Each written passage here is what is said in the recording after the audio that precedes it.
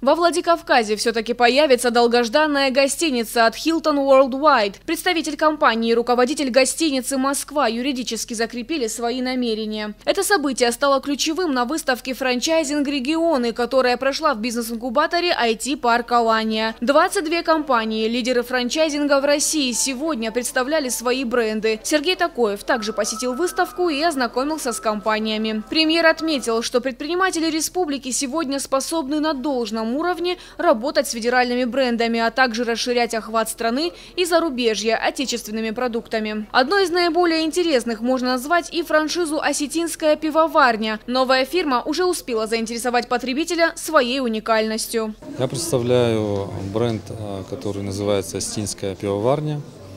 Мы поставили пилотную площадку у нас в городе для того, чтобы отталкиваться от этой площадки, отталкиваясь, двигаться уже по всей России,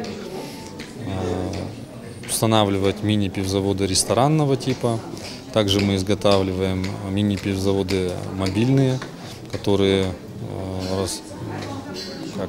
могут перемещаться уже внутри контейнера по всей России и могут даже за рубеж выезжать.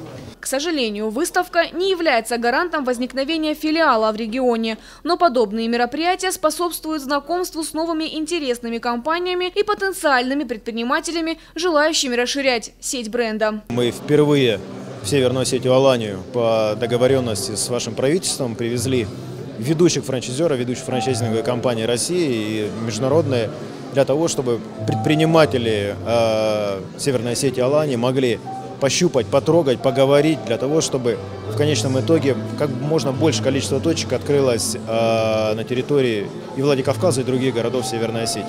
Чтобы здесь жизнь стала лучше, веселее, более комфортно и для туризма, и, собственно, для проживающих здесь людей. В свою очередь, исполнительный директор Российской ассоциации франчайзинга Юрий Михайличенко рассказал, что представители РАФ увидели в республике практический интерес развития бизнеса. Он также отметил, что ассоциация планирует создать опорную площадку для различных компаний не только в Северной Осетии, но и в регионах всего Северного Кавказа. Фатима Дзываева, Олег Рамонов, Осетия ТВ.